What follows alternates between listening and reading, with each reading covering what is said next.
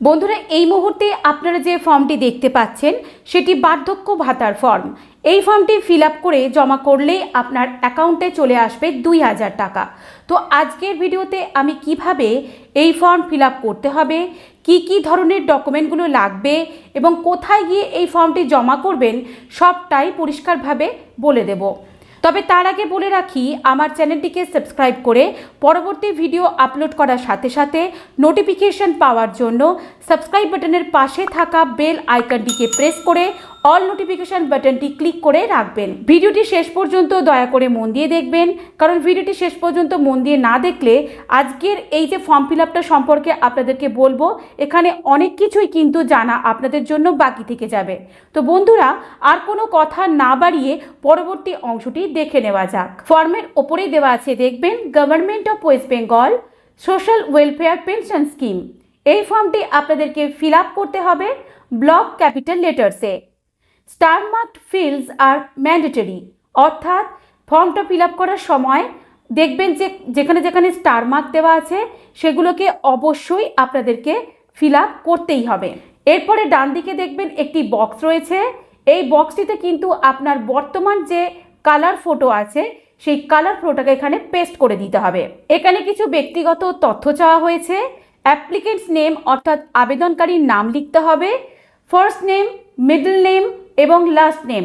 অর্থাৎ ধরুন কারোর নাম যদি হয় অমিত কুমার বোস, তাহলে সেক্ষেত্রে ফার্স্ট নেমের জায়গায় অমিত লিখতে হবে, মিডল নেম হবে কুমার এবং লাস্ট নেম হবে বোস।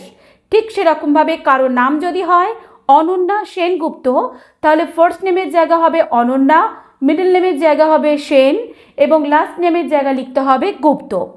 কারোর নাম যদি হয় প্রিয়াঙ্কা চ্যাটার্জি, তাহলে সেক্ষেত্রে ফার্স্ট নেমের জায়গায় থাকবে প্রিয়াঙ্কা এবং লাস্ট নেমের জায়গায় থাকবে চ্যাটার্জি। এরপরে আছে জেন্ডার। আপনি যদি পুরুষ হন তাহলে সেক্ষেত্রে মেলের ঘরে টিক দেবেন, মহিলা হলে ফিমেলের ঘরে টিক দেবেন এবং এছাড়াও অন্যান্য হলে তখন সেক্ষেত্রে আদার্সের ঘরে টিক দেবেন। ডেট অফ বার্থ বা জন্ম তারিখ আপনার বর্তমানে যেটা সেটা আপনি লিখে ফেলবেন। প্রথমে লিখবেন ডেট, তারপরে লিখবেন মান্থ এবং তারপরে লিখবেন ইয়ার। এইভাবে লিখবেন as as on 1 January of current year, অর্থাৎ চলতি বছরের 1 জানুয়ারি অনুযায়ী আপনার যে বয়সটা হবে, বর্তমানে যে বয়সটা চলছে 1 জানুয়ারি অনুসারে যে বয়সটা বর্তমানে হচ্ছে সেটা আপনাকে লিখে ফেলতে হবে। এরপরে আছে বাবার নাম বা ফাদার্স নেম। ফাদার্স নেমের ক্ষেত্রেও যদি তার ফার্স্ট নেম, মিডল নেম এবং লাস্ট নেম থাকে তাহলে সেইভাবে পরপর আপনি লিখে যাবেন। এবং কারো নাম যদি ফার্স্ট নেম এবং লাস্ট নেম থাকে তাহলে সেই ক্ষেত্রে সেই ঘরে সেইভাবে নামটা লিখবেন। ঠিক এই একইভাবে মায়ের নামটাও লিখতে হবে। তারপরে আছে কাস্ট বা জাতি। আপনি কি জেনারেল? যদি জেনারেল হয়ে থাকেন তাহলে অবশ্যই জেনারেলের ঘরে টিক দেবেন। আপনি যদি তফসিলি জাতি হয়ে থাকেন বা এসসি হয়ে থাকেন তাহলে এসসির ঘরে টিক দিচ্ছেন। আপনি যদি তফসিলি উপজাতি সম্প্রদায়ভুক্ত হয়ে থাকেন তাহলে সেক্ষেত্রে এসটির ঘরে টিক দেবেন।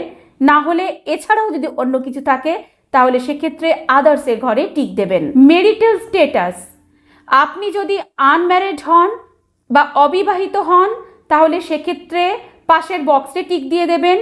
ম্যারিড হলে বা বিবাহিত হলে পাশের বক্সে টিক দিয়ে দিচ্ছেন। উইডো বা বিধবা হলে তার পাশের বক্সে টিক দিচ্ছেন।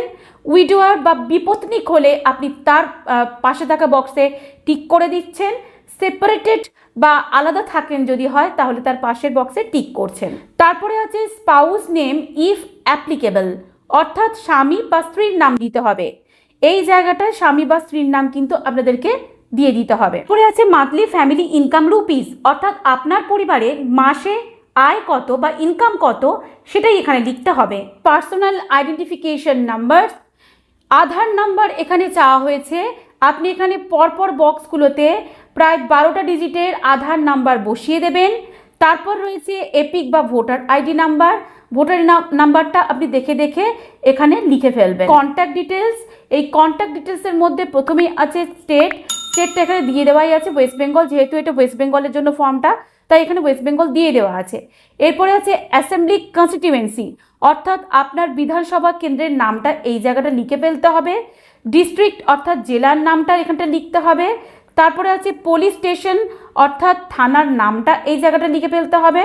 তারপরে আছে ব্লক বা মিউনিসিপ্যালিটি অর কর্ট অর্থাৎ করপত্তর হচ্ছে কর্পোরেশন।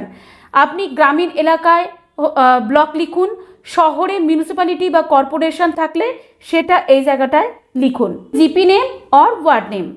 যদি আপনি গ্রামে থাকেন তাহলে সেক্ষেত্রে গ্রাম পঞ্চায়েতের নামটা এখানে লিখে ফেলবেন, আর যদি শহরে থাকেন তাহলে এখানে ওয়ার্ড নাম্বারটা লিখে দিলেই হবে।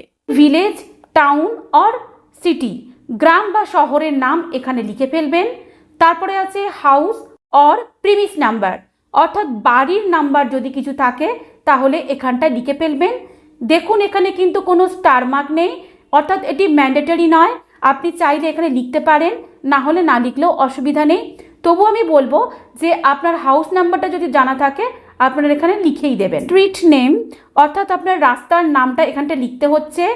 পোস্ট অফিস অর্থাৎ পোস্ট অফিসের নামটা লিখে ফেলতে হবে এবং আপনার পিনকোড নাম্বারটা পরের ঘরে লিখে ফেলতে হবে। Number of years duelling in West Bengal, পশ্চিমবঙ্গে কত বছর ধরে থাকছেন সেটা এখানে লিখতে হবে সংখ্যায়। আপনি যদি 15 বছর থাকেন তাহলে 15 ইয়ার্স এভাবে লিখলেন, 5 বছর থাকলে বা 6 বছর থাকলে আপনি 06 ইয়ার্স এইভাবে লিখলেন।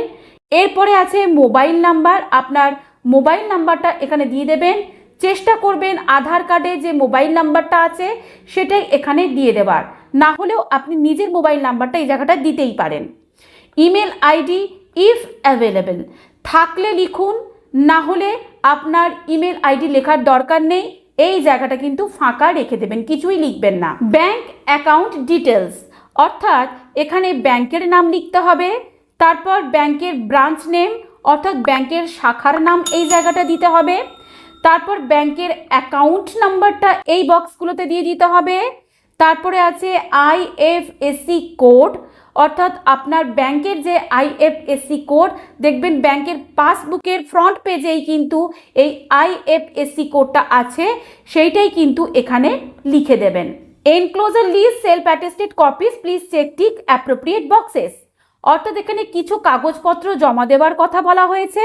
এই সমস্ত কাগজপত্রগুলোর আপনি জেরক্স করবেন এবং তার সঙ্গে সঙ্গে পাশের এই যে বক্সগুলো আছে সেই বক্সে টিক দিয়ে দেবেন। প্রথমে আছে পাসপোর্ট সাইজ কালার ফটোগ্রাফ, এখানে টিক দিয়ে দেবেন। নাম্বার 2 হচ্ছে কপি অফ আধার কার্ড, আধার কার্ডের একটি জেরক্স করবেন এবং এখানে টিক দেবেন। ঠিক এইভাবে পরপর যে 8টা যে ডকুমেন্টের কথা বলা হয়েছে সবগুলোর পাশে টিক দেবেন এবং প্রত্যেকটার কিন্তু জেরক্স কপি লাগবে। সেলফ ডিক্লারেশন এখানে যেটি বলা হয়েছে সেটা আমি বাংলাতেই বলে দিচ্ছি। প্রথমে যেটা বলা হয়েছে সেটা হলো আপনি আধার ব্যবহারের অনুমতি দিচ্ছেন।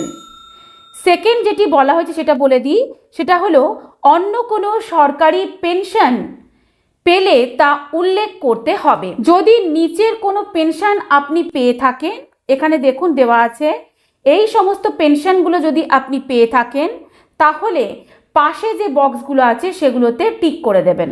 আর যদি এই সমস্ত পেনশনগুলো আপনি না নিয়ে থাকেন তাহলে এই জায়গাটা আপনি ফাঁকা রেখে দেবেন, কিছু করবেন না। তারপর দেওয়া আছে ডেট, এই জায়গায় আপনি তারিখ লিখুন, যেদিনকে আপনি ফর্মটি জমা করবেন সেই ডেটটা এখানে লিখে ফেলবেন।